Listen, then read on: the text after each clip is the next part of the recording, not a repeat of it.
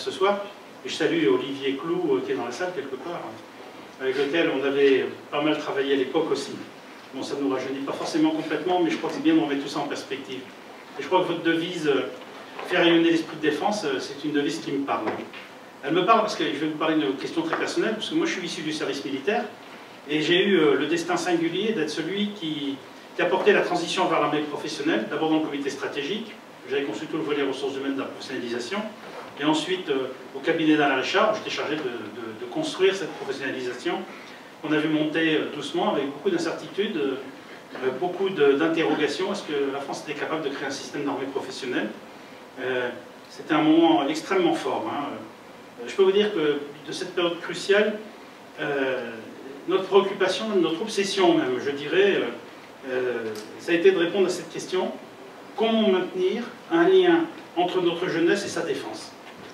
C'était une préoccupation très forte. Je suis donc heureux de m'exprimer devant vous, parce que je crois que c'est votre association, c'est certainement une de celles qui porte le plus et inlassablement cet esprit essentiel à la solidité d'une nation, la volonté partagée d'en assurer sa défense pour protéger plus que ses intérêts, ses valeurs.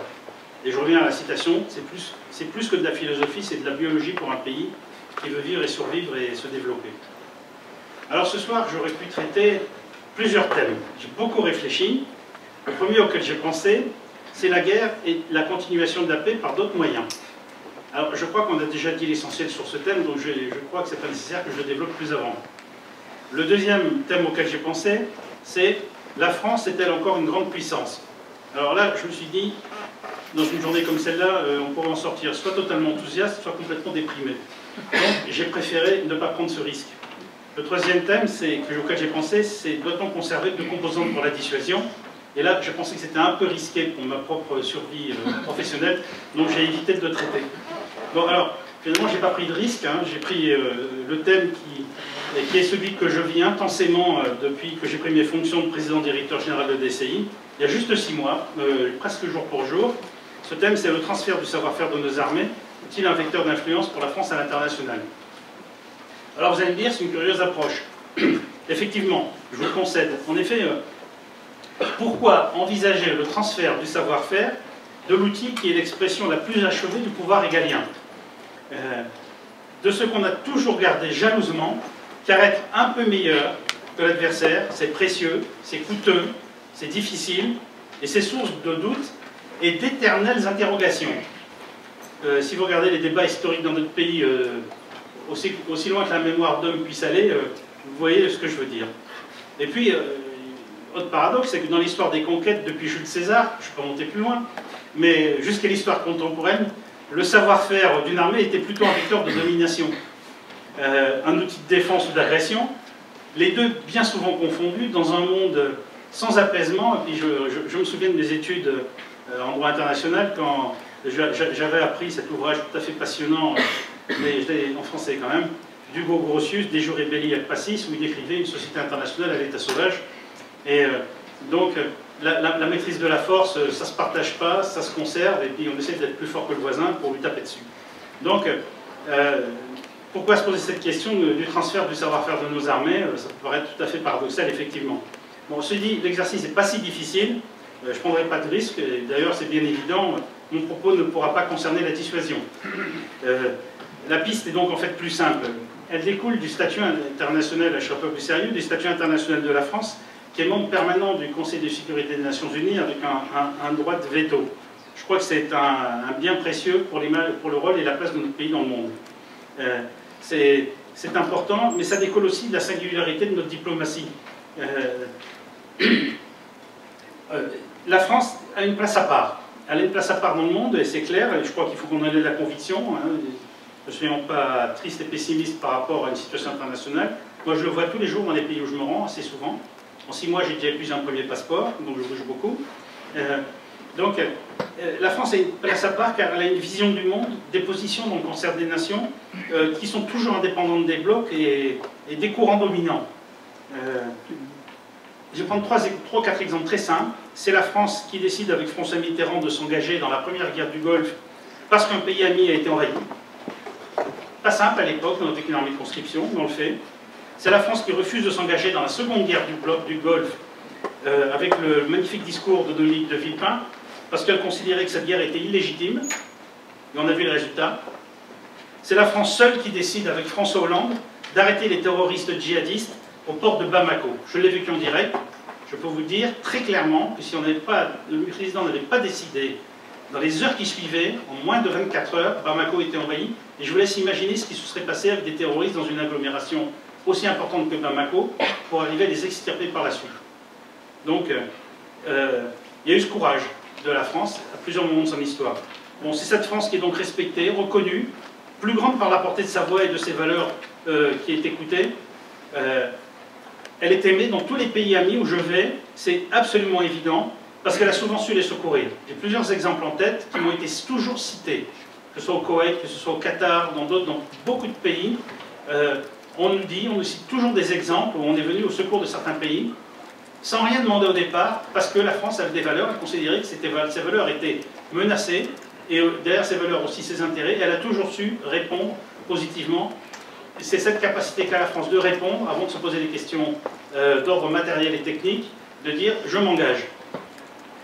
Et ça, je le mesure aussi, parce que j'ai eu l'occasion souvent d'accompagner le ministre de la Défense dans ses visites officielles, et je peux vous dire que la réception qu'il a, elle n'est pas feinte, c'est vraiment la France qui est reçue avec lui. Alors, c'est l'armée de cette France qui est aujourd'hui reconnue comme la meilleure armée d'Europe. J'hésite pas à le dire. On pourrait faire preuve d'un peu de retenue en disant l'une des meilleures d'Europe. Non, c'est la meilleure armée d'Europe. Je l'ai vu sur plusieurs opérations qui ont eu lieu ou qui n'ont pas eu lieu, où seule la France et les États-Unis étaient en mesure de remplir la totalité des missions qu'elles s'étaient assignées. Ce sont les deux seuls pays qui étaient capables de le faire. Et donc son savoir-faire est reconnu et envié. Alors je suis aujourd'hui convaincu que le transfert du savoir-faire de cette armée, qui sait tout autant défendre la nation, combattre le terrorisme, rétablir la paix, est un vrai vecteur d'influence, parce qu'il n'est pas dans une logique de domination, mais dans une volonté de répondre à une demande de France avec le meilleur de son savoir-faire, à une demande de France avec le meilleur de son savoir-faire et le savoir-faire de ses armées. Alors, y répondre, ma conviction est que c'est positionner notre pays dans des parties du monde où la volonté est forte d'entendre une autre voix que celles qui sont mécaniquement dominantes. C'est toujours aussi vrai, et peut-être encore plus vrai aujourd'hui qu'à l'époque de la confrontation entre les deux blocs. Je note d'ailleurs que nous sommes entrés dans un cycle favorable, qu'il serait peut-être trop long d'évoquer ici, mais on pourrait y revenir dans les questions. C'est la prise de position de la France vis-à-vis de la Syrie, vis-à-vis de l'Iran, en Libye, dans la bande sahélo-sahélienne, et tout particulièrement au Mali, et le retrait réussi, dont on parle au-dessus, à mon avis trop peu, le retrait réussi de nos forces d'Afghanistan. Cette conviction, je l'ai depuis que je préside DCI.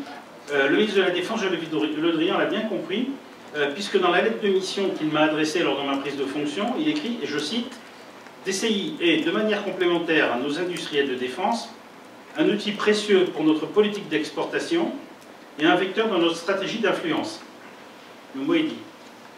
DCI est en effet l'opérateur de référence du transfert du savoir-faire militaire français et à ce titre porteur du label Formation Armée Française. J'ai cité le ministre parce que je trouve que dans cette citation, il résume parfaitement le rôle que nous avons dans le transfert de savoir-faire. Alors, si j'ai cette conviction que le transfert de savoir-faire est un vecteur d'influence de la France, je souhaite vous le faire partager à partir de ma propre expérience, et de ce dont je peux le mieux parler aujourd'hui, de président de DCI. Je vais d'abord consacrer quelques minutes très rapides à vous présenter ce qu'est cette société, avant de vous montrer comment nous contribuons à cette stratégie d'influence qui a été évoquée notamment par le ministre et qui est le thème de ce soir. Au préalable, je souhaiterais préciser les domaines. Il y a deux solutions qui existent. La première, c'est celle de la coopération. Elle est mise en œuvre par la DCSD, qu'on appelait autrefois la coopération, qui relève du ministère des Affaires étrangères. On entre alors dans le cadre du soutien à un pays, et les moyens mis en œuvre sont financés par la République française. Typiquement, c'est l'histoire de la décolonisation, quand la France a souhaité aider les pays nouvellement indépendants à monter en compétences pour consolider leur indépendance. On a créé ce qu'on appelle la coopération, qui est devenue depuis la DCSD. Pardonnez-moi, j'ai un gros handicap, je suis incapable de retenir ce que veulent dire les sigles, mais ça veut dire coopération. Voilà, DCSD veut dire coopération. Merci. C'est pas la peine parce que dans ces minutes, j'aurais tout oublié. Bien. Donc, et de l'autre côté, il y a DCI, qui veut dire Défense Conseil International, celui-là, je connais, oui. Bon. Et dont les prestations sont entièrement financées par leur pays demandeur, donc zéro coût pour l'État français, zéro coût pour les armées, zéro coût pour le ministère de la Défense. Alors DCI plus précisément est ce qu'on appelle une ETI, une entreprise de taille intermédiaire, ce qui présente beaucoup d'avantages sur le cycle et la chaîne de décision. Il n'y a pas de combat interne entre les différentes business units pour comprendre de quoi il s'agit, et la chaîne de décision est très simple. En effet, c'est une entreprise qui comprend près de 800 salariés, dont à peu près la moitié sont hors de France. Elle est composée d'un mélange harmonieux, et je dis bien harmonieux parce que ça m'a beaucoup frappé, d'anciens militaires, jeunes ou moins jeunes, de retraités, de militaires détachés, de collaborateurs ici du civil.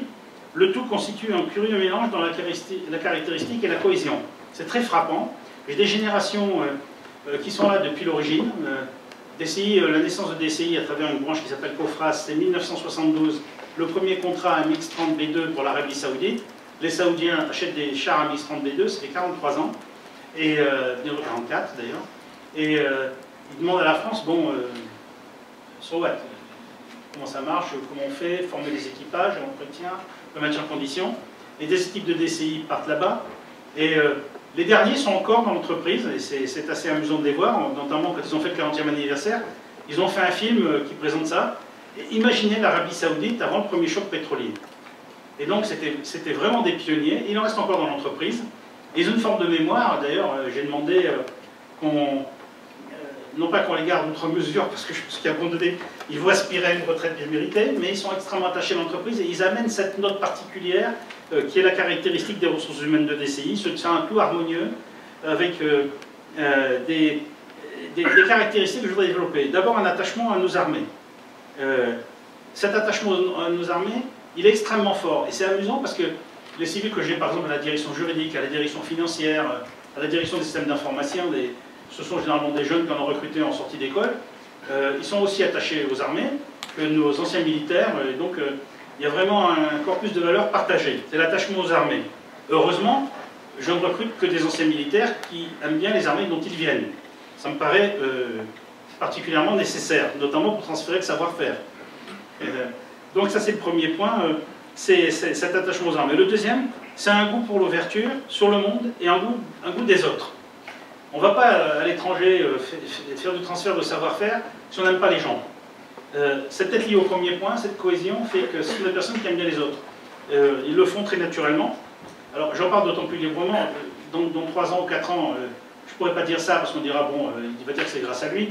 Là l'avantage c'est que bon, ça fait que 6 mois que je suis là. Je ne peux que saluer quelque chose dont je ne suis absolument pour rien. C'est un constat. Donc je rends hommage à tous ceux qui ont forgé cette cohésion au cours du temps. Tout ça c'est pour dire qu'on ne vient pas chez DCI par hasard, je le dis pour ceux qui seraient intéressés. Il faut aimer les autres, les respecter, aimer les gens qui sont dans d'autres pays, aimer les personnes qui ont un besoin de formation, un besoin d'accompagnement, et être au service d'eux. Et en étant au service d'eux, en aimant les armées françaises, en se disant, quand je fais ça, quand je transfère le savoir-faire, je fais rayonner mon pays. En transférant le savoir-faire, je contribue à la stratégie d'influence de mon pays. C'est complètement ancré dans les équipes. Le lien fort avec les armées, je le résume en disant que DCI, et je dis à mes personnels, ça leur parle, ça va peut-être vous paraître audacieux, je dis que DCI est l'enfant légitime des armées françaises.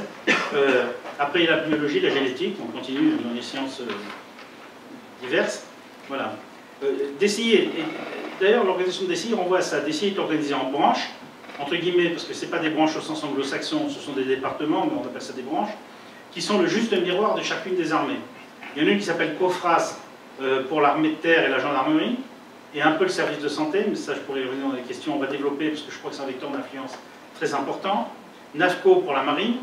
COFRAS, pour vous dire l'histoire, c'est 1972, les chars MX-30B2. COFRAS, c'est les contrats Sahraoui 1, Sahraoui 2 au début des années 80. ERCO pour l'armée de l'air, c'est le contrat de Mirage 2000-9, qui, après s'être promené dans le Golfe, s'est retrouvé aux EAU, il devait aller ailleurs au départ, et DESCO pour la DGA. Moi, je les caractérise parce que, puisqu'ils portent le savoir-faire des armées, je dis, quand vous êtes en contact avec les armées des pays dans lesquels nous sommes, pour réussir ce transfert, ce rayonnement, cette influence, il faut qu'OFRAS, ça sente la poudre, NAFCO, l'eau de mer, ERCO, le kérosène, et puis quand je suis arrivé à DESCO pour la DGA, je ne savais pas quoi dire, je leur ai dit, il faut que ça sente l'intelligence. Ça a fait rigoler, je ne sais pas pourquoi. Bien, donc les métiers de DCI concernent la totalité des savoir-faire des armées et tout le cycle de vie des équipements militaires, sauf la fourniture des équipements qui relèvent des industriels. On pense toujours formation et DCI, mais ce n'est pas que ça va bien au-delà. Donc, cette idée reçue fait que nos métiers vont du conseil à l'expression du besoin et à la qualification des équipements, très en amont.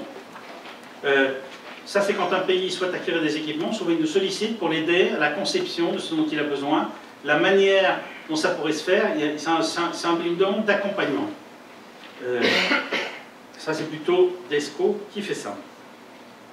Ensuite, il y a la qualification des équipements, aussi, toujours DESCO, c'est-à-dire ils ont fini l'acquisition d'équipements, ils veulent les qualifier, ils nous demandent de le faire. Ensuite, il y a le MCO, maintien en condition opérationnelle. Nous ne faisons jamais de MCO en France. Ça, les industriels le font directement, les organismes qui font du MCO pour les armées en France. Par contre, très souvent, dans les pays où nous sommes, très souvent, on nous demande de faire le MCO, y compris les industriels français nous le demandent. L'intérêt est simple. Vous vendez, un industriel vend un équipement dans un pays, ami de la France, un industriel français.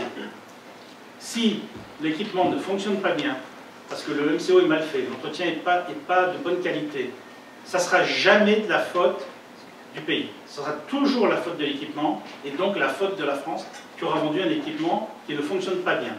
Donc nous investissons beaucoup dans le MCO, en lien avec les industriels, parfois à la place des industriels quand ils le demandent, parfois ils le font eux-mêmes. Il n'y a pas d'esprit de système, c'est fondamental aujourd'hui de faire ça. Alors, évidemment, on fait de la formation. On fait de la formation dans tous les domaines.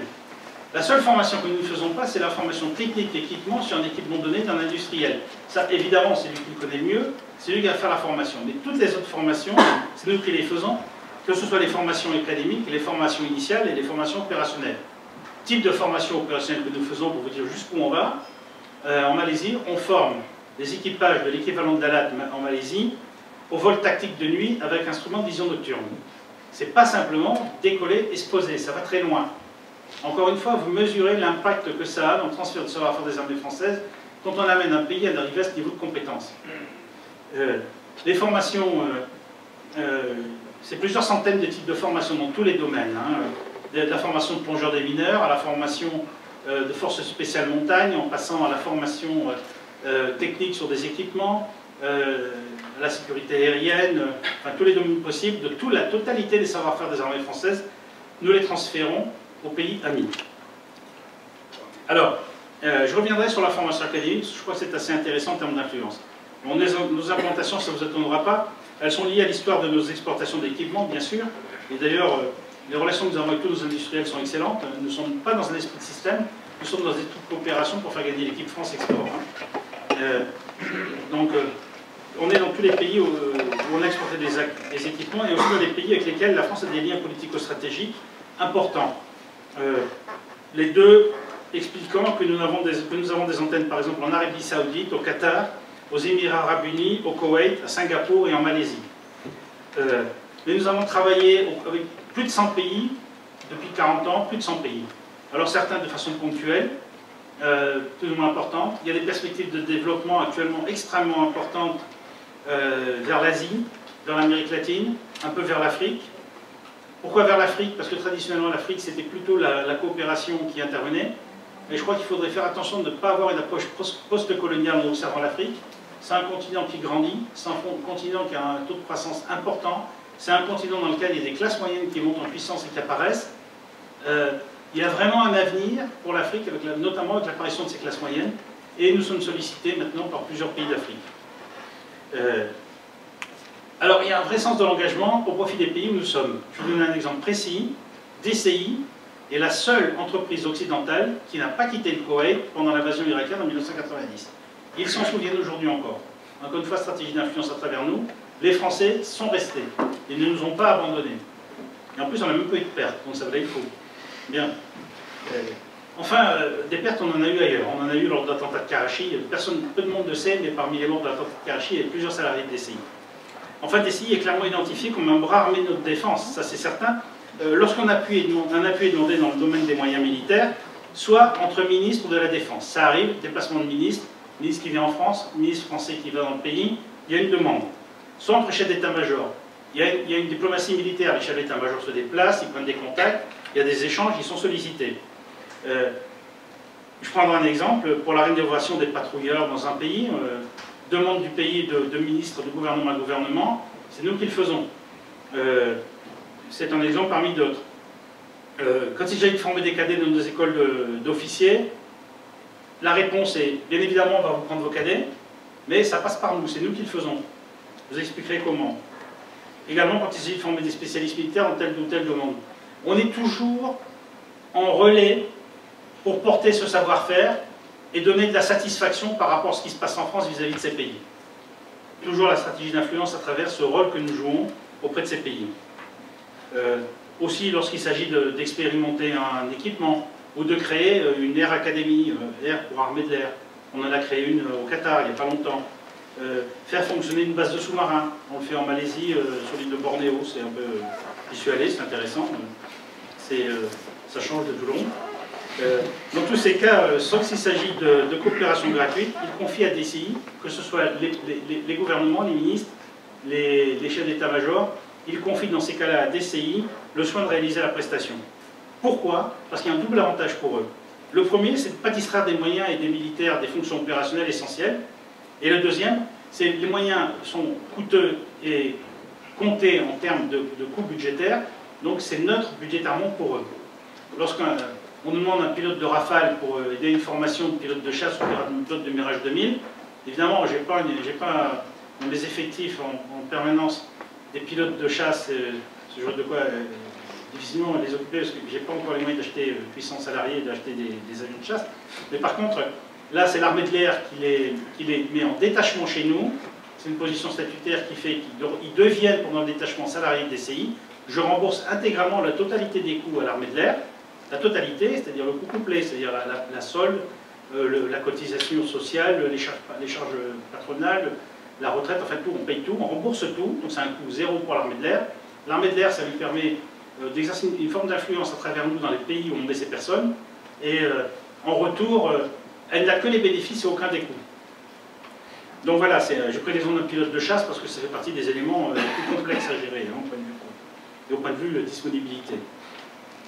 Alors, on assure donc le relais, on prend en charge tout le cycle de réalisation, c'est notre savoir-faire. Alors, je vais essayer d'être un peu plus précis dans le domaine de notre contribution à la stratégie d'influence. Je vais prendre des exemples très simples. Mais d'abord, je vais faire un préalable. Hein. J'applique un principe auquel je refuse et je refuserai toujours de déroger, d'essayer de transférer le savoir-faire des armées françaises à l'identique. Ça veut dire quoi? Ça veut dire que nous avons, c'est pour ça que d'ailleurs nous avons la belle armée française. Ça a une valeur. Ce que nous proposons est donc absolument identique à ce qui se fait pour les militaires français.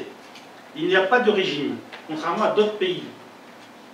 Je ne les citerai pas, mais je pense que vous voyez très bien de quoi je veux parler.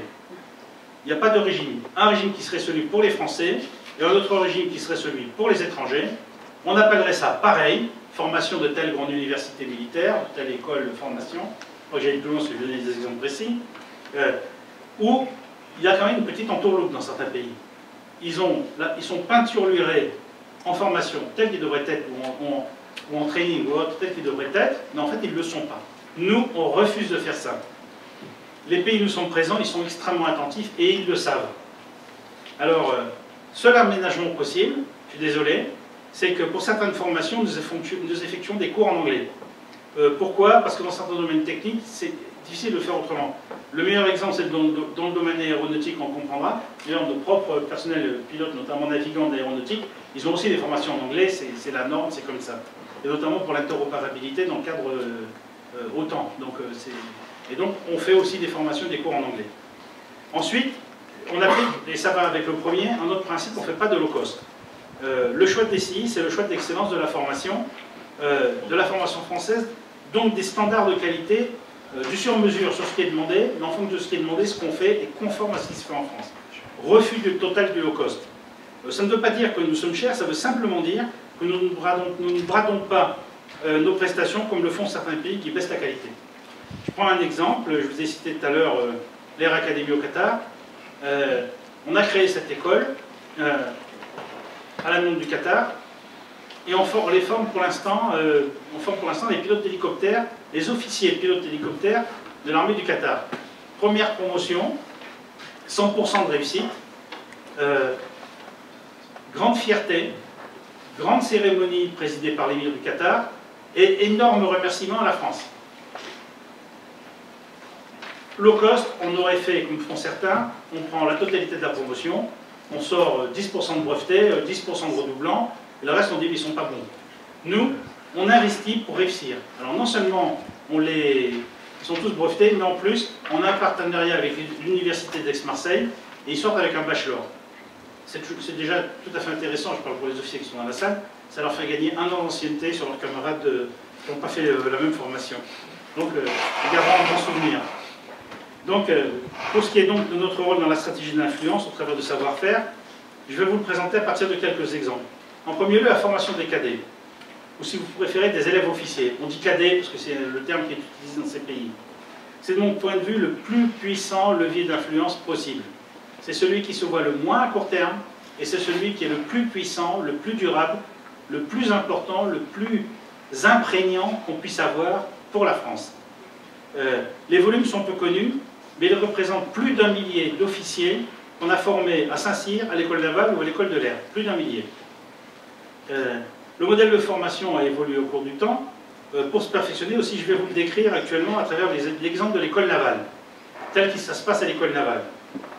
Je vais vous décrire le cycle. Les jeunes cadets, qui sont âgés d'une vingtaine d'années à peu près, ils viennent en France pour 7 ans. Donc, ils viennent passer leurs meilleures années de jeunesse, ils viennent les passer en France, pendant 7 ans. C'est les années de leurs 20 ans. Nous les immergeons, dès qu'ils arrivent à Roissy, nous les prenons immédiatement en charge, et nous les immergeons dans une famille française, un par famille française, à Cherbourg.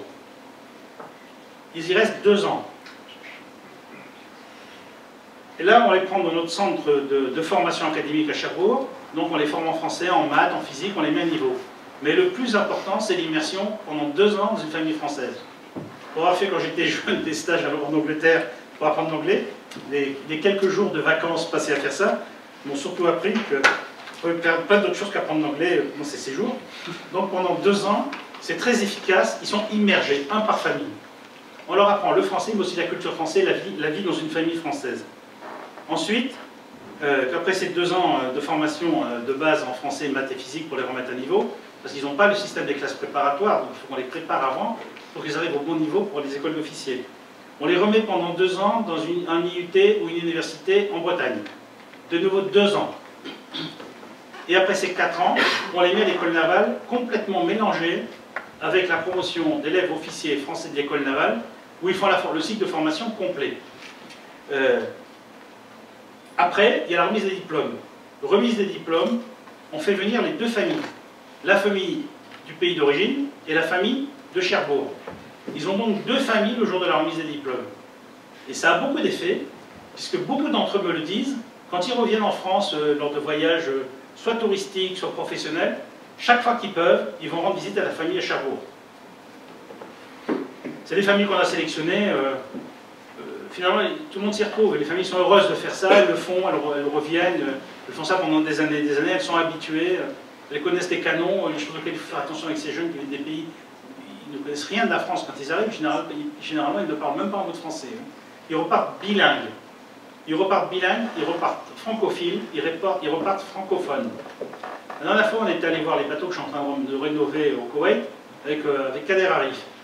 Et ce qui m'a beaucoup frappé, c'est qu'il y a des officiers koweïtiens, d'ailleurs on ne dit pas qataris, on dit qatariens, des officiers excusez-moi, c'est l'anglo-saxon qui me frappe là, koweïtiens, qui ont donné des coups de coude pour venir montrer au ministre qui parlait français, qui m'ont expliqué la machine, comment ça fonctionnait en français. Ils tenaient à le faire.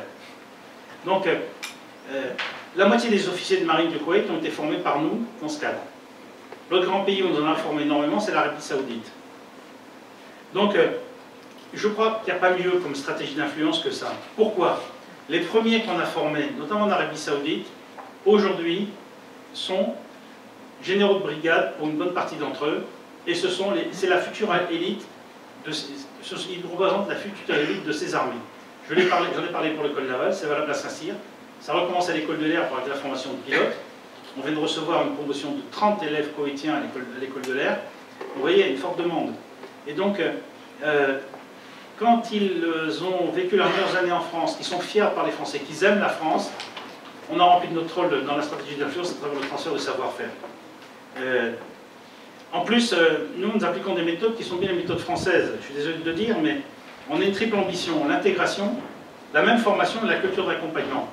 Pourquoi on fait 100% de brevetés à l'Air Academy? Parce qu'on ne laisse jamais un jeune livrer à lui-même. C'est souvent la technique low cost. On vous prend des jeunes, on les met dans un système de sélection où on les laisse livrer à eux-mêmes, et puis après, on montre les résultats scolaires au pays en disant « Regardez, il a des mauvaises notes, il ne peut pas rester, il ne pourra pas être breveté. » Voilà. Nous, on n'a pas cette approche. Nous, on fait du tutorat, on ne les lâche pas, on les accompagne. Il faut dire à quel point on les accompagne, c'est même pour des vacances scolaires, on continue à les encadrer. On les amène faire du ski à Gap, enfin, on ne les laisse jamais, jamais, jamais seuls, parce qu'on considère que notre mission, c'est de montrer une image la meilleure possible de notre pays, de nos armées. Et ça reste. Je pense que dans certains des pays que j'ai cités, et ce n'est pas les seuls, aujourd'hui, nous avons dans des postes de décision dans ces pays des personnes qui sont passées par le système de formation français et qui sont fiers d'avoir été quelque part des produits des armées françaises à travers des CI, et c'est très très puissant comme levier. Cette stratégie, je souhaite l'illustrer par un autre exemple qui n'est pas dénué de lien avec le premier, qui est un exemple géostratégique, celui de la mer Rouge. Dans les années 1980, le Royaume d'Arabie Saoudite s'est doté auprès de l'industrie navale française de 4 frégates. C'était le contrat Sahraoui. C'était des frégates du type Al-Medina. Et de 2 pétroliers ravitailleurs de type Boraïda. C'est NAFCO qui a assuré la formation des équipages, et encore aujourd'hui, qui les assiste, qui assiste des équipages, formation opérationnelle, etc. Dans les années 90, NAFCO, c'est la branche navale de DCI. Dans les années 90, ils ont fait l'acquisition de 3 nouvelles frégates de type Al-Riyad, c'est le contrat Sahraoui 2, qui ont été livrés. Et même chose, on assure la formation, la prestation, formation et assistance. Actuellement, il y a un programme d'entretien majeur des premières frégates, des frégates Medina, qui est entamé, c'est le programme LEX pour Life Extension. Nous, on est directement concernés, on fait l'accompagnement, on fait la préparation, le volet préparation opérationnelle et entretien en liaison avec des CNS. Il nous restera maintenant, on commence à le faire, après la formation initiale et l'entraînement des équipages pour repérer à la mer, il nous reste à proposer aux Saoudiens de les accompagner pour la maîtrise de la souveraineté en mer. Recueil d'informations, exploitation d'informations, action. On les forme dans beaucoup de domaines. Ça va de la guerre des mines, à la formation du plongeur des mineurs, à la formation des équipages.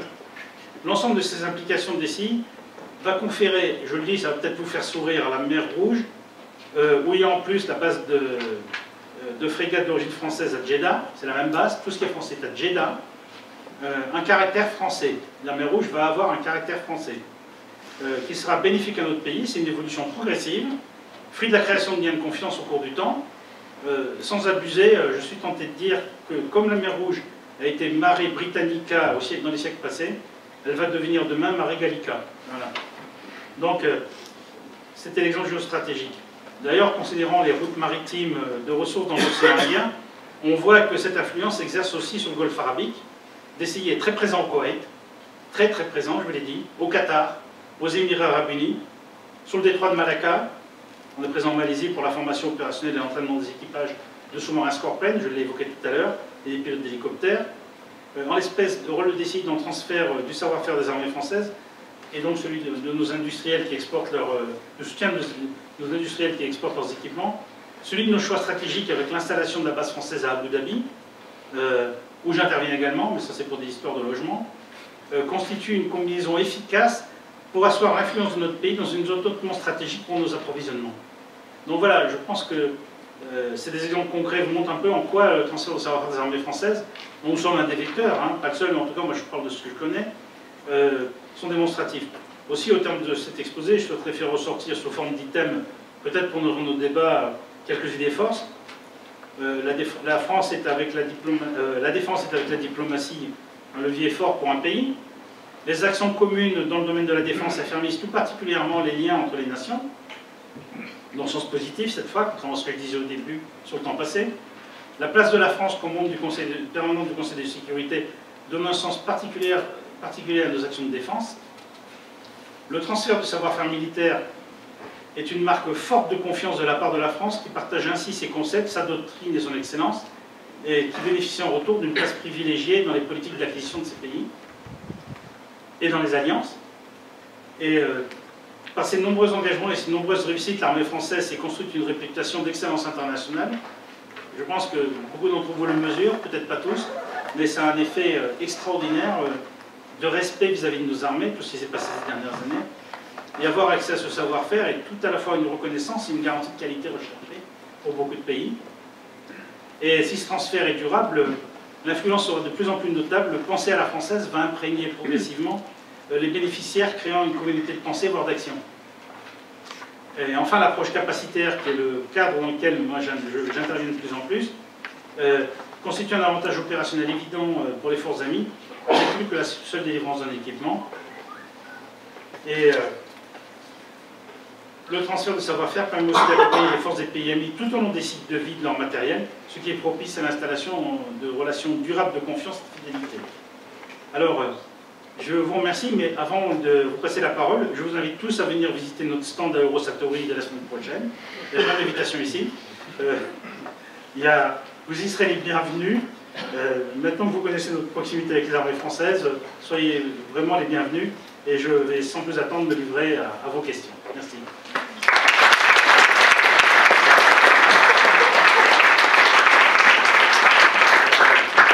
Merci beaucoup, M. Palagos, pour votre intervention très claire et complète. Comme d'habitude, je vais abuser de ma position pour poser la première question et on vous passera les micros pour pouvoir les poser. La première question qui m'a pris, c'est pourquoi vous expliquez bien que la nécessité de faire de l'export, c'est au lieu de vendre uniquement un produit, il faut aussi vendre l'accompagnement de ce qui est MCO, formation. Ce que vous nous dites là, on a tout à fait conscience que c'est vrai, mais pourquoi on a l'impression de le redécouvrir et pourquoi les industriels français ne le font pas forcément, alors que je suppose que les autres pays le font déjà depuis quelques années, au lieu de vendre qu'un seul produit, ils vendent un package complet. Et est-ce que c'est encore, en bon français, je vais encore m'auto-flageller, mais est-ce que c'est pas encore une particularité française plutôt que, comme vous disiez, Team France, c'est les industriels préfèrent chacun de leur côté vendre leurs produits, et plutôt que de se mettre d'accord pour arriver avec une offre complète, quitte à perdre, entre guillemets, des marges sur certains produits, et ben ils s'entraidaient pas, il n'y a pas un esprit France quand il y a un marché à l'export. Bon, déjà, je vais vous parler d'un entretien que j'ai eu il n'y a pas longtemps en Malaisie avec le chef d'état-major de la marine malaisienne. Très forte personnalité, qui sait ce qu'il veut. Alors il m'a un peu surpris parce qu'il m'a reçu, mais j'ai pas pu en placer une, c'est lui qui a parlé. Bon, et il m'a expliqué. Son discours était assez simple. Il m'a dit, on avait les Américains, il a fait ça. Alors il s'est levé, il y avait un paperboard, il a fait ça, il a fait dehors. On a eu les Italiens. Il a fait ça, il a dit dehors. Je ne vous dirai pas quelle était l'amplitude et l'angle de chacune des deux courbes, hein, parce que je veux être respectueux pour les pays qui sont des alliés. Et il m'a dit, maintenant il y a la France. Voilà. Alors, qu'est-ce que vous allez faire? Alors, j'ai failli prendre la parole, il ne m'a pas laissé parler. Il a dit, voilà, pour moi ce qu'il faut. Il a refait notre graphique sur notre paperboard, il a dit, l'équipement, il a fait un trait, 80%. Le software, 10%. Le training et l'entretien, 10%. Mais il a dit ça à la louche, hein, parce que je pense que la formation, ça doit faire, et le médecin, ça doit faire 40% ou 50% au moins. Bon, il a dit ça. Et il a fait un trait horizontal, et il a dit, ça, il faut que ça dure. Si vous voulez rester, c'est le seul moyen. Ça répond à votre question. Si jamais on ne comprend pas cette attente, on aura tout faux, on aura perdu. Pourquoi? Parce que, comme je l'ai dit pour l'entretien, pour le training, pour la formation opérationnelle, si on livre un équipement majeur, quel qu'il soit, et qu'on laisse le pays, à part, je parle pour les pays dans lesquels nous exportons, les principaux pays dans lesquels nous exportons. Ce que je dis n'est pas valable dans des pays qui ne nous achètent rien, parce qu'ils ont déjà leur propre industrie. Donc, restons sur le concret. Bon. Je pense que les pays qui ne nous achètent rien ont la possibilité de tout faire. Et comme ils ne nous achètent rien, ça ne présente que peu d'intérêt de développer ce point-là. Donc les pays qui sont en société de nous acheter des équipements majeurs, ont ce besoin plus ou moins important selon les pays, et dans les domaines ça varie. Moi je vois, j'ai pas de cas identiques. entre deux pays, ni entre deux armées dans le même pays. Donc qu'est-ce qu'ils attendent? Ils attendent qu'on leur livre cet objet, qu'on les aide à le comprendre, c'est-à-dire la formation technique qui relève de l'industriel, qu'on les aide à le mettre en œuvre opérationnellement, comment ça marche. Quand on est une frégate dans des pays qui sont dans des zones maritimes complexes, il faut vraiment avoir l'esprit ce que ça veut dire. Si certains pays du Golfe nous achètent des frégates, vous imaginez la complexité de la manœuvre navale dans ces pays. Donc aidez-nous à nous former à la navigation dans des zones complexes, aidez-nous à nous former opérationnellement, aidez-nous à nous former dans des situations complexes de conflit, d'interopérabilité entre des systèmes, aidez-nous, et ça c'est l'étape ultime qu'on va voir bientôt avec un pays d'Asie, aidez-nous à être capable de participer à des manœuvres, à des exercices avec d'autres pays. Et donc, ça c'est la première demande. La deuxième, c'est, on a des équipements complexes, on a des équipes qui sont capables de faire de l'entretien, aidez-nous dans la coordination des chantiers, dans la préparation notamment pour les bateaux des hyper, dans la formation technique des chefs d'atelier, dans tous ces domaines. Aidez-nous à faire ça, aidez-nous ensuite dans la MCO durablement. Et donc, cette demande, elle est de plus en plus présente, ils l'ont tous compris. Alors dire que les industriels ne le font pas, c'est pas tout à fait exact. Mais on est plus ou moins armé pour le faire. Un industriel qui est plutôt spécialisé dans l'équipement neuf, qui a ses bureaux de recherche et développement, qui est dans une logique de performance et de développement d'équipements de plus en plus performants, il peut essayer de développer ses savoir-faire lui-même. Certains essayent. C'est pas si évident que ça. Parce que la logique de service ne répond pas aux mêmes impératifs, aux mêmes contraintes, aux mêmes conceptions de fonctionnement que la logique industrielle. Donc il faut avoir à la fois une logique industrielle et une logique de service pour faire ça. Alors, chez un industriel, vous avez les équipes commerciales qui vont vendre le produit. Le problème, c'est assurer le relais et intégrer dès le départ les autres besoins. Et c'est là que nous intervenons. C'est évidemment plus ou moins facile avec certains industriels, mais moi, ce qui me frappe, c'est quand j'en parle... Pardon, excusez-moi, je me rends un peu d'eau, parce que sinon, j'aurai plus de voix dans 5 minutes, ça peut être intéressant, mais c'est pas le but. Quand j'en parle avec les têtes dirigeantes de ces entreprises, aucun problème, c'est absolument clair pour eux. Ils voient tout l'intérêt à avoir une entreprise comme DCI qui amène le savoir-faire des armées françaises. Vendre un équipement français avec le savoir-faire des armées françaises pour dire ça marche, c'est bon, on va vous aider à le maîtriser, à le mettre en œuvre, ils comprennent au niveau des têtes dirigeantes des entreprises, ils comprennent l'intérêt. Après, il y a le mode de fonctionnement, les business units, où régulièrement, il faut faire des retours vers le sommet pour expliquer l'intérêt de le faire, qui peut ne pas être immédiatement compris dans un développement commercial immédiat, dont l'objectif est d'abord la vente de l'équipement. Donc je ne suis pas inquiet, simplement, c'est aussi mon rôle, c'est de faire régulièrement de la pédagogie, pour rappeler ça au niveau des dirigeants. C'est ce que le ministre Le Drian appelle l'équipe France Export. Moi, je suis en plein dedans. Je suis convaincu, c'est plus facile parce que moi, je fais du service, je fais de la production d'équipement. Mais je crois que ma conviction est profonde, c'est l'intérêt de notre industrie d'aller de plus en plus dans cette direction et de le faire avec de plus en plus de conviction. D'ailleurs, je développe des partenariats. Là, le premier est fait avec Nexter, c'est un offre capacitaire, on continue à travailler avec d'autres. On a des partenariats, on travaille assez bien avec la totalité des industriels français, parce qu'on a un avantage que je n'ai pas cité à DCI, c'est que on est partenaire de tous les industriels français, on est indépendant de chacun. Donc, et ils le comprennent bien. Je peux très bien travailler avec deux industriels français dans deux pays différents qui sont concurrents dans un autre pays. C'est pas gênant. Mais surtout, l'important, c'est ça, c'est il faut comprendre, c'est ce que j'appelle l'offre capacitaire, c'est qu'aujourd'hui, si on vient avec un produit et qu'on n'a pas pensé à ce que me disait le chef d'état-major de la marine malaisienne, on perdra à tous les coups. On perdra immédiatement parce qu'ils vont dire c'est parce que j'attends cet équipement, j'ai besoin d'un accompagnement. Je n'ai pas dit que c'est univoque, ça varie selon les pays. Et on perdra après coup s'il se rend compte que l'équipement qu'on lui a vendu est dans un hangar, est taqué, parce qu'on ne sait pas bien le faire fonctionner, il est tombé en panne. De toute façon, les équipages ne sont pas très motivés parce que ce machin compliqué, ils ne le maîtrisent pas, donc ils n'ont pas envie d'y aller. Et donc, vous pouvez avoir des hangars, des avions rutilants qui ont l'air parfaitement neufs, mais il n'y en a aucun qui est capable de voler. Je l'ai vu. Ou des bateaux qu'on récupère en catastrophe pour les remettre en état, parce qu'on n'a pas fait ce travail initialement. Donc, clairement, la voie de sortie, la voie d'avenir pour notre industrie de défense, c'est ça, c'est l'offre capacitaire. En incluant le service, que les industriels peuvent le faire eux-mêmes, bien évidemment, et je crois que souvent, ils ont intérêt de nous avoir avec eux, parce que nous, c'est le transfert de savoir-faire des armées françaises. Un ingénieur, il y en a sûrement beaucoup dans la salle, peut avoir une vision peut-être type science molle par rapport au service. Mais pourtant, c'est pas si mou que ça, c'est compliqué, il faut 42 ans pour arriver à faire du transfert de savoir-faire. C'est quand même compliqué. Tout ce que je vous ai expliqué, ça ne s'invente pas. Donc voilà ce que je voulais vous dire sur cette question qui est pertinente et qui est extrêmement importante. Si on veut gagner, c'est ça qu'il faut faire. Merci. Qui veut poser la prochaine question? Oui. On va vous apporter le micro. Allez, je vous laisse le temps de boire un petit peu la douce. Merci. C'est bon. Madame, je vous demanderai, comme d'habitude, de vous présenter très rapidement et de poser des questions courtes. Merci.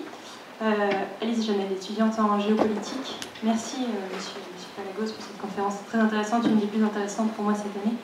J'ai deux questions, mais ça sera très Je le dirai à ceux qui sont passés avant.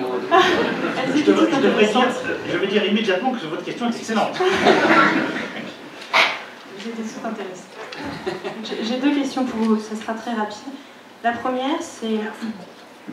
Pardonnez-moi si les termes ne sont pas corrects, je ne sais pas comment formuler cette question. Est-ce qu'il y a de la part de la France une exigence vis-à-vis des pays à qui elle vend ce savoir-faire pour qu'ils le gardent pour eux, ou est-ce qu'ils sont autorisés à le vendre en quelque sorte, ou éventuellement le partager aux communautés régionales auxquelles ils peuvent appartenir? Et la deuxième question, j'ai bien compris que le transfert de ce savoir-faire répond à des exigences qui sont les normes françaises, qu'il est de très grande qualité, mais qu'il revient très cher. Et dans les pays que vous aviez cités, je n'ai entendu que des pays riches. Et dans le cadre justement de ce principe de coopération, est-ce que ça pourrait être intéressant pour la France de parfois financer une participation dans ce transfert, notamment en Afrique par exemple? Je sais que ça coûte très très cher, mais je me demande si ce ne serait pas part aussi d'une grande stratégie d'influence.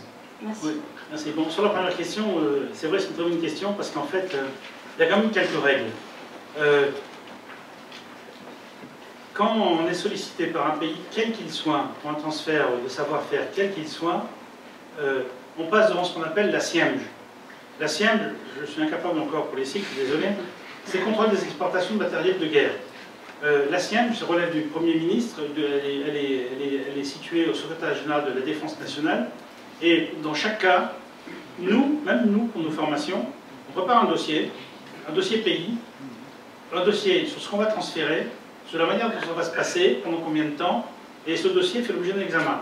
Il est vu par la délégation générale pour l'armement, il est vu par l'état-major des armées, ensuite il passe devant la SIEMG. Elle peut émettre un avis favorable, un avis avec réserve qui va nous demander de ne pas faire telle ou telle chose, mais c'est un passage obligé. Exporter même un savoir-faire sans accord de la SIEMG est illégal. Alors, les critères, ça peut être sur les transferts de technologie, ça peut être la situation particulière du pays, ça peut être les risques de prolifération, toute une série de risques qui sont évalués au cas par cas, qui font qu'on peut être autorisé ou ne pas être autorisé à faire un transfert de savoir-faire. Ça, c'est le principe de droit irréfragable. C'est une règle absolue. Alors ensuite, on n'est pas idiot. C'est-à-dire que quand on nous demande de faire certains transferts de savoir-faire des armées, systématiquement, moi je fais un tour avec les armées, et notamment avec l'état-major des armées, et aussi bientôt avec la nouvelle direction des affaires stratégiques, pour poser des questions sur le plan géopolitique, mais aussi sur le plan du contenu technique. C'est-à-dire, c'est même avant de passer devant la SIEMG, je fais un tour préalable auprès de nos états-majors pour voir quel problème ça peut poser. Et en plus, on n'est pas complètement idiot. Si on nous demande dans un pays donné de transférer du savoir-faire en matière de cryptologie, je saurais trouver la réponse tout seul.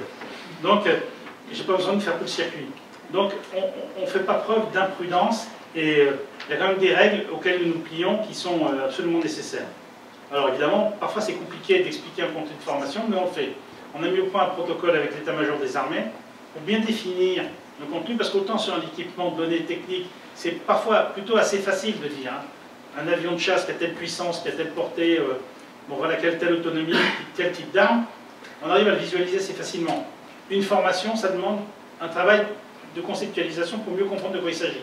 Donc on a mis au point un protocole avec l'EMA pour améliorer le système. Alors sur la deuxième question, vis-à-vis de l'Afrique, je l'ai évoqué, Je suis embarrassé pour citer des exemples, parce que je ne veux pas citer des exemples sur des dossiers qui ne sont pas finalisés, parce que je considère que ce n'est pas moi de le dire, je pense que c'est au pays avec lequel nous sommes en contact de l'annoncer. Il y a des ministres qui vont venir, d'ailleurs, au Satoring, peut-être font-ils des annonces. Mais je ne peux pas me permettre, c'est une question de respect vis-à-vis de ces pays, d'évoquer les choses avant qu'elles se fassent. Alors, je crois qu'il faut faire attention à une vision de l'Afrique misérabiliste, hein, je l'ai dit au début. Il y a vraiment une puissance économique qui monte en Afrique. Inégales sont les pays, il y a des pays qui ne sont pas encore dans la stabilité politique, ou même qui sont retombés dans la crise. Il y a quand même tout un potentiel, notamment dans la Corne de l'Afrique. Vous avez pas mal de pays, francophones notamment, qui se développent. Ils se développent non seulement avec des cultures vivrières, mais aussi avec le pétrole offshore, des choses comme ça. Il y a une puissance économique qui monte en Afrique. Et ces pays, le problème du coût, du prix, n'est pas un sujet. C'est plutôt leur sentiment d'avoir un vrai besoin de défense, de sécurité, qui monte, parce que la piraterie, vous avez dû remarquer, elle est passée d'un côté de l'Afrique à l'autre, hein, clairement. Donc, ces pays, il n'y a pas de difficulté. Les pays qui sont encore dans des phases où ils n'ont pas encore atteint un niveau de croissance, de développement suffisant, c'est plutôt la DCSD qui fait. Mais encore quand je fais cette réponse systématique de séparation en deux, je suis un peu loin de la vérité, parce que très souvent, la DCSD du ministère des Affaires étrangères nous sous-traite des transferts de savoir-faire ou des formations, notamment auprès de pays dans lesquels elle ne sait pas faire, où elle n'a pas les ressources suffisantes en termes de personnel, elle nous sous-traite. Donc, on intervient aussi dans ce cadre-là.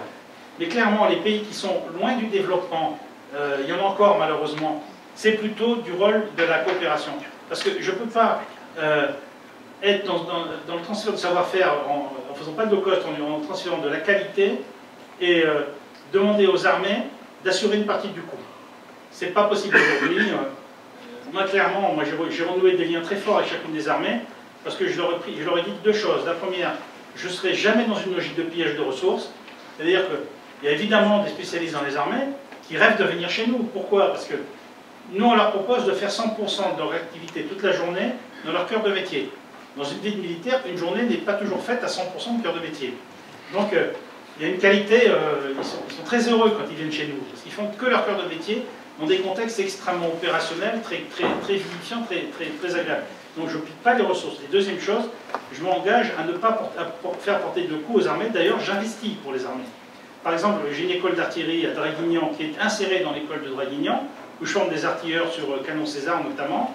Et les moyens que j'investis, moi j'ai aucun problème à ce que l'école de Draguignan les utilise aussi pour elle, aucun problème. J'investis aussi une école de plongée à Saint-Mandrier, j'investis à l'école de l'air pour la formation des cadets. Actuellement, on a des Libyens et quelques Saoudiens, mais pas trop, mais surtout des Koweïtiens, une trentaine. Donc j'investis, ils mettent à ma disposition des locaux, je les utilise pour moi, mais évidemment je les mets en situation de fonctionner. Par exemple, à l'école de l'air, on a récupéré à l'entrée de l'école à gauche tous les anciens bâtiments où il y avait la partie conscription. Donc on a récupéré ces bâtiments qui étaient en bon état, mais je dois investir pour les réhabiliter, pour les utiliser pour moi. Alors évidemment, eux ils restent propriétaires, le domaine public est inaliénable, hein, donc ils restent propriétaires des locaux. Je suis l'utilisateur pour mes propres moyens, et en même temps je ne coûte rien aux armées. Voilà. Monsieur, vous avez dit. Ah, madame. Avec séance du bureau, je souhaite... Ça fonctionne, ça fonctionne. C'est bon, oui. On vous entend. C'est bon? Oui. Est-ce que vous avez reçu la Légion d'honneur de Monsieur le Président? Parce que vous êtes le meilleur ambassadeur de l'armée française, d'image pour la France, alors, et pour les affaires. C'est extraordinaire. Encore, deuxième question, est-ce que vous avez participé aussi dans les ventes des bâtiments, des vaisseaux à la Russie? Alors, sur la première question, selon la jurisprudence Wilson, qui était le gendre du président de la République au début de la Troisième République, à la fin du 19e siècle, les personnes qui exercent des responsabilités en cabinet ne peuvent pas être décorées, ni être proposées pour une décoration pendant les 6 mois qui suivent le moment où ils ont quitté leur fonction. Donc la question ne se pose pas, pour l'instant. On verra plus tard. Alors, sur le BPC Russie, oui, nous sommes dans le circuit, nous sommes sous-traitants des CNS pour la formation opérationnelle, et oui, le contrat, selon ce qu'a dit le gouvernement, sera réalisé, la France respectera ses engagements contractuels. Hein? On va changer de côté, puis après Ah oui, excusez-moi, monsieur. Allez-y, allez-y. Oui, bonsoir, je suis Vincent Ramet, je suis consultant. J'avais une question je voudrais un petit peu envisager le thème, inverser un petit peu la proposition. Quelques mots. Quand on fait un transfert de connaissances et qu'on apprend les choses aux autres, on apprend aussi les choses des autres. Voilà, je ne sais pas si vous voulez savoir un petit peu qu'est-ce qu'on apprend et puis qu'est-ce que l'on fait, comment est-ce qu'on capitalise, comment est-ce qu'on valorise ce que l'on apprend à l'étranger. Oui, alors, c'est vrai, c'est intéressant, je l'ai un peu évoqué quand j'ai expliqué ce mélange de personnes d'origines différentes qui sont chez DCI et qui ont toutes ce point commun, cet amour des autres, ce respect pour les personnes conformes qu'on croise, c'est très réel. Et c'est valable aussi pour des officiers qui viennent chez nous en détachement et qui retournent dans leur armée ensuite. Nous, on les met dans des bains avec des personnes qui sont différentes, mais qui ne sont pas moins mauvaises que nous. Et c'est pas vraiment un sujet dans les armées françaises qui ont l'habitude de travailler avec des pays étrangers et donc qui ont une certaine facilité d'adaptation. Et de toute façon, c'est pas nouveau, il y a toujours eu cette approche. L'armée française, quand elle est dans un pays étranger, elle se bunkérise pas, elle se met dans la population, avec des difficultés parfois. Et donc, ce qu'on apprend, c'est la diversité de ces pays, leur complexité, que si je vous parle du Golfe, que je commence à connaître un peu, parce que j'y suis allé souvent, il n'y a pas de pays pareil. C'est une vue de l'esprit de croire qu'ils sont pareils. Ça n'a rien à voir, c'est pas du tout pareil. Et donc, on apprend la culture de ces pays, on apprend à les observer, on apprend à les écouter, et je crois que toutes les personnes qui viennent chez nous, notamment ceux qui viennent et qui repartent, ils repartent avec ça. C'est cette idée que respecter l'autre, c'est pas inutile, et comprendre comment il fonctionne, c'est souvent un enrichissement. Je ne peux pas dire plus, parce que j'ai pas assez de recul, mais moi c'est ce que je vois à travers les personnes qui passent chez nous. Et d'ailleurs, les officiers qui viennent en détachement chez nous, très souvent, beaucoup d'années après, quand ils quittent le service actif, ils frappent à la porte en disant « Tiens, j'avais bien aimé mon passage chez vous, je reviendrai bien. » Pourquoi? Parce qu'on les met en condition de faire leur métier sans contrainte, c'est-à-dire qu'ils sont là pour faire que leur métier, au contact de populations qu'ils ne connaissaient souvent pas, avec lesquelles ils peuvent rester longtemps. Hein. Dans le nord de l'Arabie Saoudite, du côté de Tabuk, dans un coin où je n'ai pas encore pu aller parce que c'est compliqué pour y aller, j'ai des équipes, ils m'expliquaient que de temps à autre, ils allaient sur le bord de la mer, ils allaient voir les pêcheurs, enfin, c'est quand même... Ils découvrent un monde qu'ils ne découvriraient pas autrement. Bonjour, je m'appelle Cyril Vignon, je travaille pour RTD, donc une entreprise justement de l'industrie de l'armement, et je me demandais quelle était votre vision de la coopération idéale maximum entre la DGA, la CIEMJ, l'industriel et la DCI. Bon, d'abord, nous, c'est un peu compliqué de répondre. Hein. Bon, avec la DGA, nous, ça va plutôt bien. Plutôt. Non, oui, ça va bien.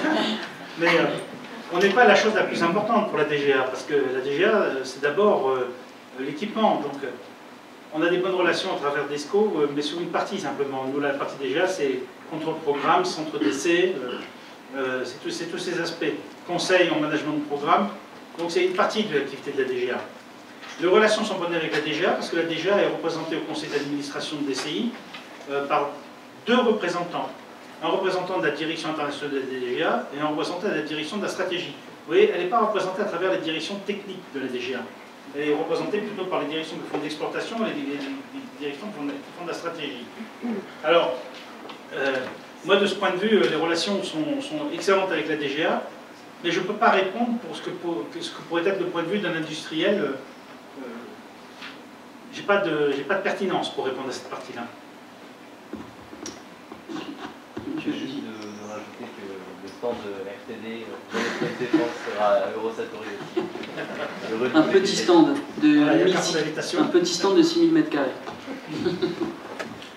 Oui, on est bien sûr beaucoup plus petits, nous. Hein. Mais si vous venez sur 100, vous serez bienvenus. Allez. Bonjour, Romain Monclis, élève officier. J'ai une question qui concerne vos rapports, donc vecteur d'influence de la France à l'international, vos rapports avec la DGSE, puisque vous avez quand même un contact assez étroit avec les armées des pays dans lesquels vous allez, et qu'est-ce qu'on peut avoir comme rétex au niveau des renseignements? J'ai aucun renseignement sur la question.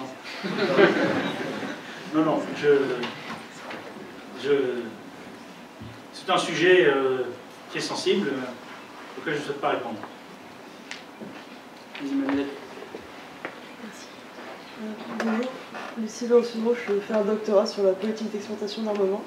Je voulais savoir si les autres pays exportateurs, notamment en Europe, avaient des entités similaires à DC. Merci. Ouais, c'est très intéressant.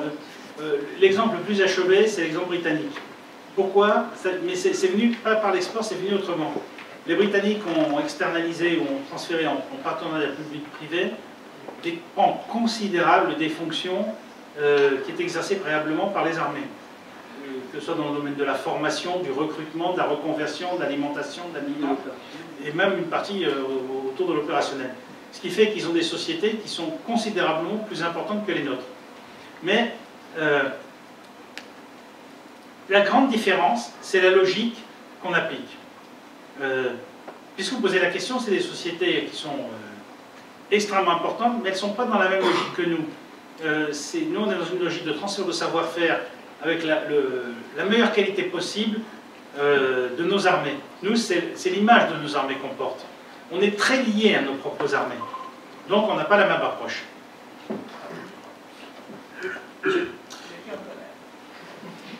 Oui, bonsoir, Daniel Fischer, ancien officier de l'armée de terre. Première question, pourrait-on connaître, avoir un ordre de grandeur un peu du chiffre d'affaires de DCI et puis du bénéfice sur l'exercice précédent?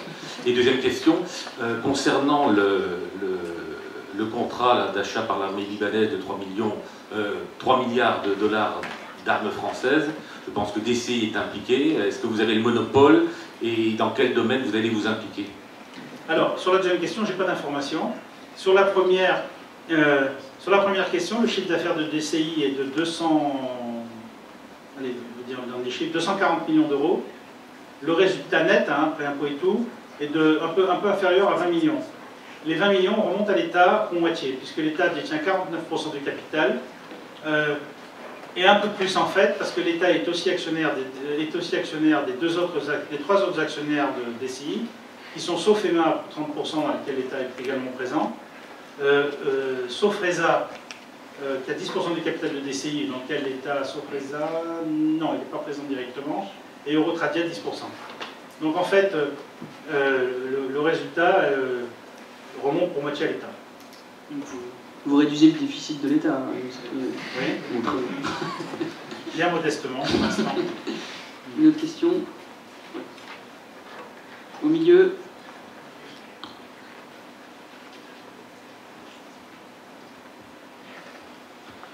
Bonjour, Henri de Dioleveux, je fais du commerce dans l'industrie technologique. J'ai une question, comment est-ce que vous abordez les nouvelles problématiques technologiques? Je pense à la robotique, je pense à la cyber, et puis tout ce qui peut être autour comme la simulation. Alors, oui. Sur la simulation, on fait beaucoup... alors on a commencé par du e-learning, pourquoi? Parce qu'on veut être au dernier top de tout ce qui est en formation. Et là, j'ai quelqu'un qui commence le travail pour faire... Alors j'ai le nom qui va me revenir, mais vous savez, c'est comme les jeux de Serious Game. Voilà. On développe la partie Serious Game. On commence. Cyberdéfense, on est dessus, au travers de la formation au profit des pays amis de la France. Je dis ça parce que c'est tellement gigantesque comme domaine que nous, c'est là-dessus qu'on travaille. On a fait un premier séminaire cyberdéfense, c'est intéressant parce qu'on a eu 26 pays, c'est ça? 26 pays qui sont venus. On a limité le nombre pour une question de volume d'endroits, parce qu'on voulait travailler sérieusement. Ce qui est intéressant, c'est qu'on a fait venir des pays, grande surprise, le Mexique, on ne l'avait jamais vu, à travers un des hauts responsables de la marine mexicaine. Alors j'étais un peu étonné, mais en fait, la marine mexicaine, si vous avez suivi les derniers événements en termes de lutte anti-groupes mafieux narcotrafiquants au Mexique, c'est, pour une raison que j'ignore, parce que je ne connais pas suffisamment, c'est des commandos de la marine mexicaine qui ont fait le job. Il y a peut-être des raisons particulières à ça. Peut-être que sur la marine, elle est peut-être plus imperméable à certaines fluidités. Donc Mexique, certains pays d'Europe de l'Est qu'on n'avait jamais vus qui sont venus. Donc cyberdéfense, formation. On est complètement impliqué avec le ministère de la Défense, notamment à travers le pôle Cyber Bretagne. Nous, on travaille sur la partie transfert de savoir-faire en matière de cyberdéfense vers les pays amis de la France. C'est le début. Moi, j'ai une dizaine de collaborateurs. On va commencer à monter en puissance. On a un Cyber Management Institute qu'on a créé, qui commence à travailler. On est au début. Donc voilà sur les domaines que vous avez cités, et ceux sur lesquels on est. Sur la cyberdéfense, on travaille en complet partenariat avec nos industriels. Quand j'ai organisé le séminaire cyberdéfense, j'ai fait venir les industriels français. Ils ont fait des démonstrations. La partie technologique, proprement dite, tout ce qui est software et autres, c'est eux, ça, c'est pas moi, ça c'est eux. Donc j'ai fait venir à la fois des grands groupes et aussi des start-up, des PME, des PMI innovantes. Ça, je crois que c'est important, c'est de mélanger toutes ces origines dans un sujet comme celui-là. Pour vous dire, on a fait venir notamment Thales des CNS, il y en avait d'autres, je ne sais plus. Il y avait aussi des start-up dans le domaine, je n'ai plus les noms en tête, des petites start-up qui sont sur une niche très précise, qui sont ultra performantes, qui sont intéressées. Donc voilà. Monsieur. Oui. Bonjour, Jérémy Conil. Donc j'ai fait des SS de défense à Assas. Je suis manager dans une organisation aéronautique européenne. On va être un peu plus près du micro, s'il vous plaît. Pardon. Donc j'ai une question qui concerne les offsets. Donc première question, est-ce que ces transferts se font-ils seulement dans les cadres de contrats d'export de matériel de guerre? Vos transferts à vous? Oui. Oui. Donc, non, j'ai des offsets moi aussi dans certains pays. Donc si jamais ça se fait dans le cadre de ces contrats-là, ce sont les offsets, vos transferts de connaissances. Et pourquoi est-ce que le mot n'a jamais été évoqué? C'était ma première question. Seconde question, pour beaucoup, les offsets sont le signe d'une France qui est plutôt en perte d'influence et qui ont besoin d'exporter. D'où les offsets et le recours aux offsets. Question, fournissez-vous d'autres types d'offsets, comme infrastructure, vu que je sais que vous occupez de la base française à Abu Dhabi. Et autre question, est-ce qu'on pourrait dire que DCI serait en fait une agence à offset de la France qui refuse de les appliquer? Bon, c'est très... Et enfin, dernière question, pardon. 4-5 questions, je crois. Allez-y, posez-les toutes d'un coup, c'est mieux. Et ultime question, est-ce que sur le long terme, au vu des évolutions législatives récentes, DCI pourrait envisager de devenir une SMP, une société militaire privée? Vous n'avez pas mis offset dans la dernière question. Bon, sur les offsets, j'ai des obligations modestes à la hauteur de ma taille. D'abord, tous les pays n'appliquent pas des systèmes d'offset. Il y a un pays où on a des obligations d'offset qu'on va réaliser. Ça sera soit... C'est quoi offset? Les offsets, c'est que quand, dans certains pays, vous passez un contrat, j'étais le plus simple possible, il y a un pourcentage du montant du contrat qui doit être réinvesti dans le pays, dans des actions qui peuvent contribuer au développement du pays. Ça, en général, c'est les pourcentages qui varient selon les pays. On va avoir 10, 20, 30%. Oui, vous allez nous donner un cours de droit, là, je crois. Allez-y. Non, mais par exemple, ce que vous faites, c'est un offset direct. Oui. Vous parlez, c'est un offset direct, qui est le transfert de la contrat militaire. En cas d'un contrat militaire, c'est un offset direct. Donc, non, c'est pas un offset, c'est un contrat. Un offset, ça correspond à des dispositions, une définition juridique précise. Je vous demande de regarder encore vos cours. Un peu. Les offsets dont on parle, c'est dans certains pays. Lorsqu'on a un contrat, par exemple, un contrat de formation, un contrat de maintenance, il y a des offsets en matière de transfert d'équipement, des offsets en matière de services. Ça dépend des pays. Il y en a dans très peu de pays. Par exemple, dans tous les pays où je suis, j'ai qu'un pays où j'ai des obligations d'offset. Bon. Ces obligations peuvent se traduire de plusieurs manières. Première manière, c'est un sujet, je ne dis pas quel pays c'est parce que c'est pas fini, c'est la création d'un centre de cancérologie avec Gustave Roussy. Il y a aussi la possibilité, par ailleurs, de créer un centre sportif. Voilà, c'est le type d'offset qu'il peut y avoir. Donc, voilà pour les offsets. Ça fait partie des obligations qu'on peut avoir dans certains pays. Après, on l'intègre ou pas, on y va ou pas, si on sait qu'il y a des obligations. Certains préfèrent, si on ne réalise pas ces obligations d'offset, ça peut se traduire par une taxation. On peut dire, d'ailleurs, généralement, pour aller encore plus loin, quand vous avez une obligation d'offset, elle est frappée d'un coefficient. Par exemple, si sur un contrat, vous avez par exemple un coefficient, c'est des chiffres théoriques. Sur un contrat de 100, on va vous mettre une obligation de 20% d'offset, donc 20. Vous avez 20 à investir dans le pays. Si vous ne remplissez pas vos obligations, les 20, vous allez payer les 20 plein pot sous forme de taxes. On va vous taxer du montant de ce que vous auriez dû faire en offset. Si vous investissez dans le pays, il va y avoir un coefficient réducteur. Par exemple, si vous faites un centre médical de dépistage du cancer, qui est quand même quelque chose, dans certains pays, qui est quelque chose qui est recherché, avec un autre savoir-faire français, qui est celui par exemple, Gustave Roussy, qui est réputé, on va vous appliquer un coefficient réducteur. C'est-à-dire, au lieu de payer les 20 donnés, vous allez peut-être payer que 8 ou 5 ou 10, ça dépend du coefficient. Donc l'investissement direct dans le pays a un effet réducteur sur les obligations d'offset. Mais je ne les rencontre pas dans tous les pays. Pour l'instant, j'ai qu'un pays où j'ai des obligations d'offset. Alors ensuite, je peux faire d'autres questions. Ne regardez pas, c'est pas bon. Il y avait une autre question, je ne sais plus sur quoi, j'ai oublié. DCP sur le long terme. Oui, alors non, parce que on ne sera jamais une société militaire privée pour diverses raisons. La première, c'est que ce n'est pas notre raison d'être, ce n'est pas notre objet social. Donc, moi, je n'ai pas d'intention de changer d'objet social. Il y en a d'autres qui veulent faire des sociétés militaires privées, ce n'est pas notre métier. Nous, on fait du transfert du savoir-faire des armées françaises. On ne fait pas un métier société militaire privée, c'est une société qui recrute des professionnels, qui fait des prestations de sécurité. Ce n'est pas notre travail, donc ce n'est pas mon métier. Donc je ne rentrerai pas sur ce travail, sur ce métier. Oui, prochaine question. Monsieur, milieu, on va vous donner le micro.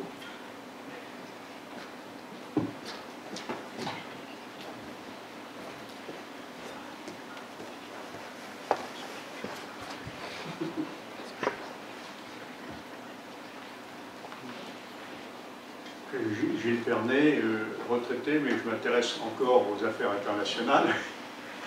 Et on a beaucoup parlé de contrats et d'exportation de savoir-faire des armées françaises vers des nations, vers d'autres armées. Est-ce qu'il y a possibilité d'exporter ce savoir-faire vers des organisations internationales qui ont des projets? Par exemple, je vois UCAP Nestor, où on veut reconstituer un système de sécurité de la navigation maritime avec Corne de l'Afrique, etc.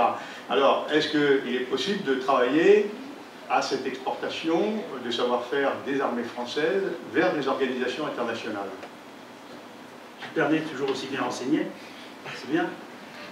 Effectivement, on travaille aussi avec les organisations internationales, mais c'est quand même assez marginal. On travaille sous forme de production d'études et de travaux de réflexion. Effectivement, cette fameuse étude, c'est nous qui la menons. On fait une étude sur la sécurisation du golfe de Guinée. Je l'ai évoqué tout à l'heure, par la suite, si on doit faire des choses. On a été sollicité aussi sur des études sur la formation des pilotes d'hélicoptères en Europe, des études comme ça. Alors il y a deux types d'études. Il y a des études qui sont mandatées par l'Agence européenne de défense, assez peu encore aujourd'hui, faute de moyens importants, et d'autres études qui sont commanditées par la Commission, mais qui sont plus sous un volet sécurité. C'est comme ça, mais donc nous on arrive à répondre. J'ai une antenne à Bruxelles, on travaille avec eux, mais il y a des pistes d'avenir, et pas seulement au niveau européen, avec les Nations Unies aussi. C'est un peu compliqué parce que c'est souvent des prestations à valeur ajoutée assez peu importante. Ça peut être des avions de transport où vous avez souvent des avions de type russe, des gros transporteurs, vous avez des flottes d'hélicoptères, des choses comme ça.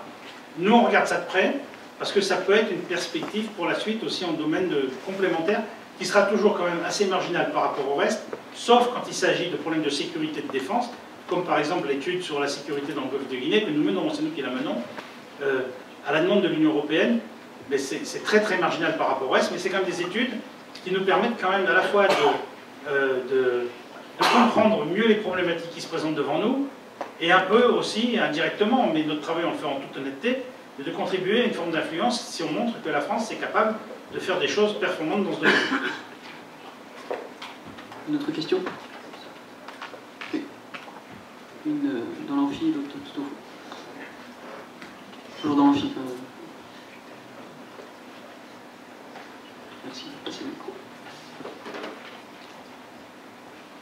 Bonjour, Barthès Alexandre du comité défense économique de la NAGE. J'avais deux questions. Une première, c'était par rapport à l'évolution des modèles d'exportation. Là, si j'ai bien compris, vous transférez les savoir-faire sur des matériels généralement en service dans les armées françaises. Et qu'en est-il sur est-ce que sur les modèles Scorpion, par exemple, qui ne sont pas en service, est-ce que c'est un modèle de transfert de savoir-faire qui est amené à se généraliser de votre part? Et une deuxième question concernant les ressources humaines. Comment vous positionnez pour attirer les cadres, des cadres qui sont en reconversion ou qui souhaitent quitter les forces françaises? Comment vous positionnez pour les attirer par rapport aux offres que peuvent faire des sociétés militaires privées ou éventuellement sur des fonctions plus, notamment dans le domaine de la mécanique, par exemple, sur des fonctions plus dans le génie, comment vous faites pour les attirer par rapport aux offres du secteur privé? Je vous remercie.